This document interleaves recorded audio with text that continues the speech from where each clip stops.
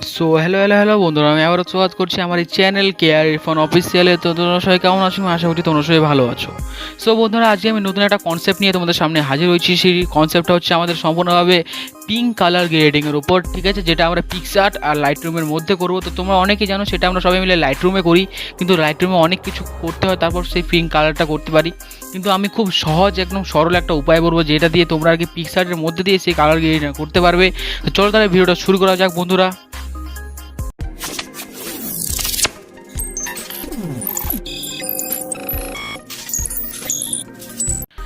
So বন্ধু দেখে নাও, এটা হচ্ছে আমাদের মডেলের ফটো, ঠিক আছে। তো এই ফটোটাকে ফার্স্ট অফ অল আমরা সেন্ড করে তারপর নিয়ে যাবো লাইটরুমের মধ্যে।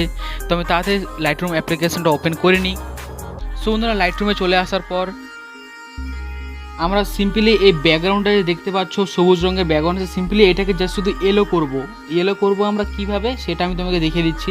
তো সিম্পলি আমি এখানে থার্মোমিটারের মতো যেটা অপশান আছে, সিম্পলি এখানে ক্লিক করার পর এখানে মিক্স টুল যেটা আছে সিম্পলি এখানে ক্লিক করার পর আমরা ফার্স্ট অফ অল আর কি ক্লিক করবো, ঠিক আছে, সবুজ যেটা কালার আছে এটাতে। তো সবুজ কালারটাতে ক্লিক করার পর এটা হিউ যেটা আছে একদম, এই যে হিউ যেটা আছে সেটাকে একদম করে দেবো মাইনাসের দিকে, ঠিক আছে বন্ধুরা।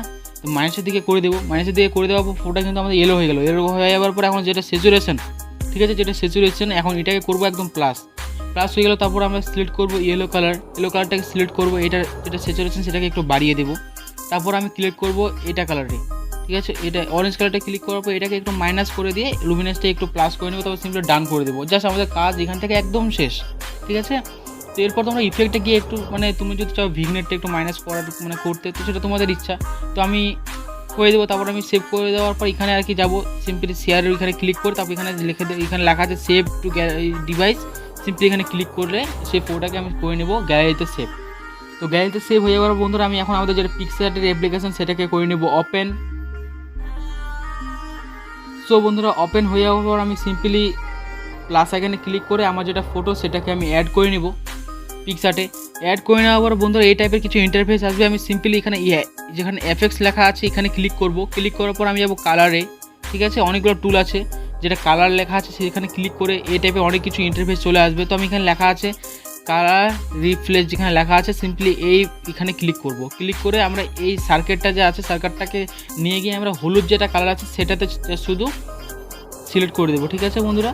এইভাবে আমি যেটা হলুদ কালার সিম্পলি এখানে ক্লিক করে দেবো।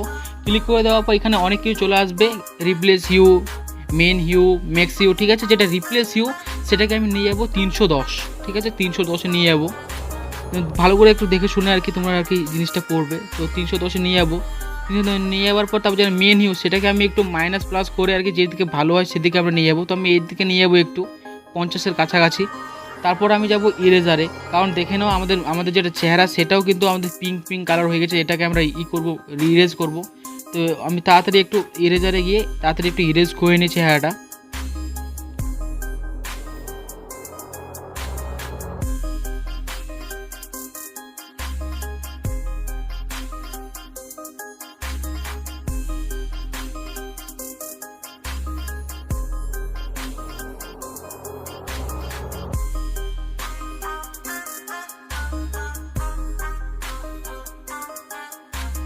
সো বন্ধুরা, হয়ে যাওয়ার পর সিম্পলি আমি এখানে ক্লিক করব, ঠিক আছে, মার্জে ক্লিক করার পর তারপর সিম্পলি ডান করে দেবো। ডান করে দেওয়া বন্ধুরা দেখে নাও, আগে আমাদের ফটোটা এমন ছিল, এখন আমাদের ফটোটা এমন হয়ে গেল।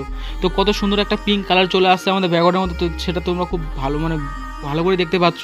তো তোমরা সেটা নিজের লোগো অ্যাড করতে পারো, তো সেটা এখন তোমাদের ব্যাপার, ঠিক আছে। তো আমি সেভ করার জন্য আমি সিম্পলি যাব ড্র টুলে ক্লিক করার পর আমি যাব লেয়ারে ক্লিক করার পর আমার ফটো লেয়ারটাকে সিলেক্ট করে তারপর যাবো ইরেজারে যাওয়ার পর আমি সিম্পলি কোনটা থেকে একটু শুধু কেটে নেওয়ার পর লেয়ার দুটাকে মার্জ করে যা শুধু আমি থ্রি ডটে গিয়ে সেভ ইমেজ করে দেবো। তাহলে ফটোটা কিন্তু আমার গ্যালারিতে সেভ হয়ে যাবে।